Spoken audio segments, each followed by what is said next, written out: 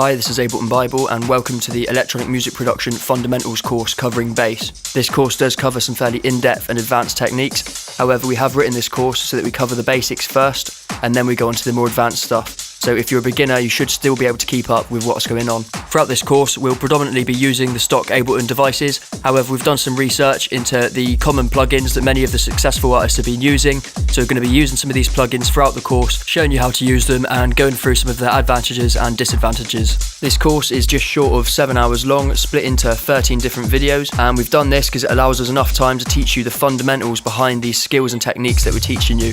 Rather than just teaching you a specific way of doing things, we're trying to teach you the reasons why certain producers will use certain techniques. So this way you can apply this to your own productions as and when you need to. So in the first video, we're going to have a bit of an introduction to the bass and look at its compositional role within a record.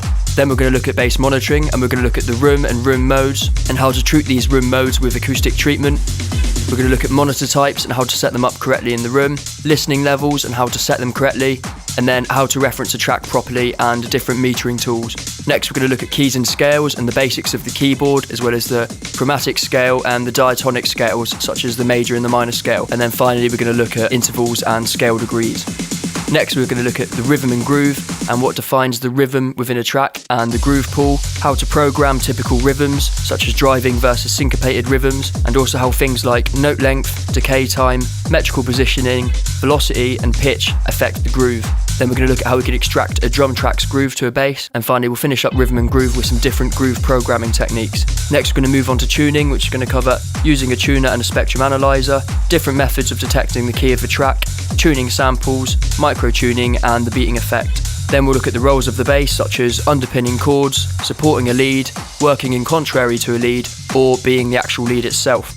We'll look at the difference between melodic complexity and rhythmical interest, and also scale degrees and tendency tones, and how certain notes are magnetized to the root. We'll take a look at consonance and dissonance and strong and weak notes, and then we'll look at how we can build a melody from scratch with and without chords, and a few different techniques that we can use to do this. Then we'll take a look at embellishments and advanced melody techniques such as passing notes, arpeggios, octaves, note repeats, contours, call and response, and layering timbres to form call and response melodies.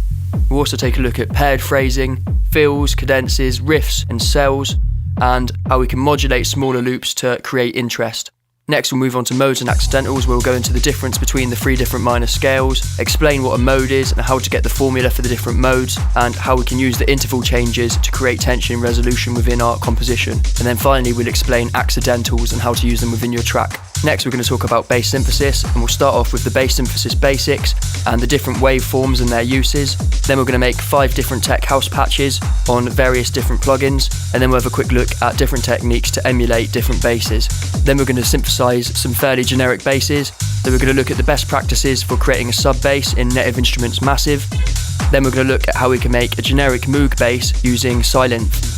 Next, we're going to look at techno basses, and we're going to make 2 different basses. In the first bass, we're going to explain the white noise technique in Operator and how we can create those low, rumbling, indistinct bass sounds. And in the second bass, we're going to make a sidechained reverb bass. And then we're going to quickly look at the relationship between the kick and the bass, and we can try and unmask them slightly, as well as the importance of microtuning and modulation using tools such as the LFO Max for Live tool. Next, we're going to take a look at acid bass synthesis, and we're going to make a 303 style acid bass in Operator. And then I'm going to show you how you can translate that technique between different plugins, and we're going to make the exact same patch in Sylenth just to show you how you can transfer that skill.